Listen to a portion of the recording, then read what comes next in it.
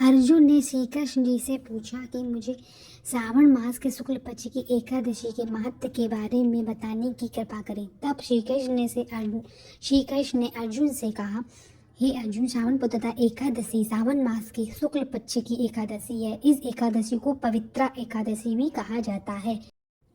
कथा इस प्रकार है।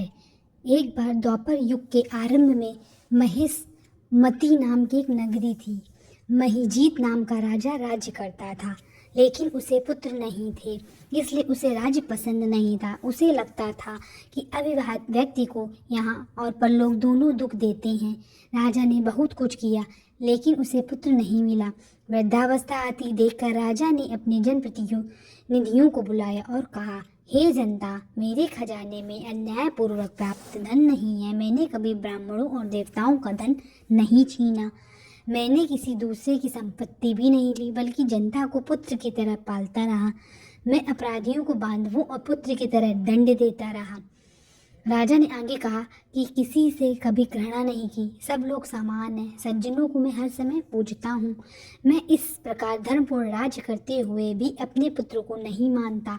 यही कारण है कि मैं बहुत दुखी हूँ। राजा महीजीत की इस बात पर मंदिर और जनता के प्रतिनिधि बन गए। वहाँ बड़े बड़े विद्वानों को देखा। राजा की अच्छी इच्छा को पूरा करने के लिए एक अच्छे तपस्वी मुनि को देखते रहे। उसने एक आश्रम में एक महात्मा लोमस मुनि को देखा, जो बहुत पुराना धर्म जानते थे। वो बहुत तपस्वी थे, परमात्मा में मन लगाए हुए निराहार थे, जितेंद्रिय, जितात्मा, जित क्रोध थे, सनातन धर्म के गुण तत्वों को जानते थे और सभी शास्त्रों को भी। सब लोग जाकर गुरु को प्रणाम करने लगे। उन्हें देखकर मुनि ने पूछा कि आप लोग आने का क्या उद्देश्य है। निस्संदेह मैं आपके हित में काम करूंगा। मेरा जन्म केवल दूसरों की सेवा के लिए हुआ है, इसमें कोई संदेह नहीं है। लोमस ऋषि की बात सुनकर सभी ने कहा, हे महर्षि, आप ब्राह्मण से भी अधिक हमारी बात जानने में सक्षम हैं। हमारे इस संदेह को दूर करें। महिष्मतीपुरी का धर्मात्मा राजा महीजीत जनता के पुत्र की तरह व्यवहार करता है, फिर भी अब वे अपने पुत्र की कमी से दुखी हैं। उन्होंने आगे कहा कि हम उसकी जनता हैं, हम भी उसके दर्द से दुखी हैं। आपके विचार से हमें पूरा विश्वास है कि हमारा यह संकट निश्चित रूप से दूर हो जाएगा। आप कृपया राजा का पुत्र बनने का तरीका बताइए।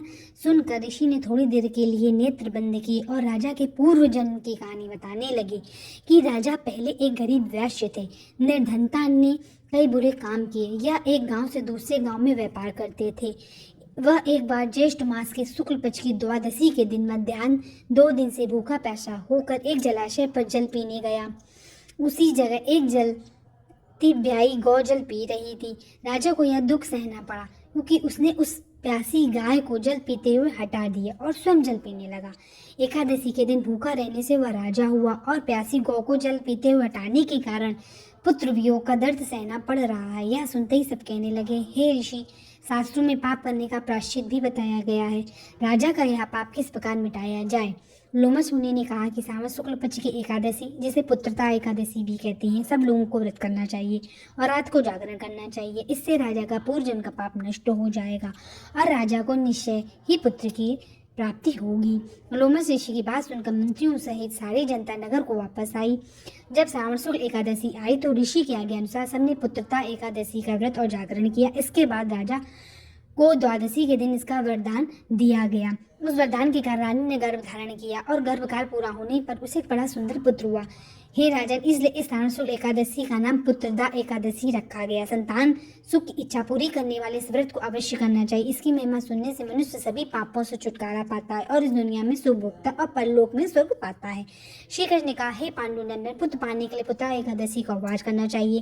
पुत्र प्राप्ति के लिए इससे बढ़कर दूसरा कोई व्रत नहीं माना गया। जो कोई व्यक्ति पुत्रदा एकादशी के महत्व को पढ़ता है या सुनता है और विधान अनुसार इसका उपवास करता है, उसे स्वर्ग गुण संपन्न पुत्र रत्न की प्राप्ति होती है। श्री हरि की कृपा से वह मनुष्य मोक्ष को प्राप्त करता है। पुत्रदा एकादशी साल में 2 बार पड़ती है, पूष के महीने में और सावन के महीने में। इस व्रत को करने से भगवान विष्णु की कृपा मिलती है और अच्छे संतान की प्राप्ति होती है। साथ ही इस व्रत को करने वाले व्यक्ति के यश, कीर्ति और सुख समृद्धि में भी वृद्धि होती है और पुत्र के यश में वृद्धि होती है, पुत्र की संपदा बढ़ती है और यदि पुत्र नहीं है तो पुत्र की प्राप्ति होती है। व्यक्ति के जीवन में खुशियों का आगमन होता है।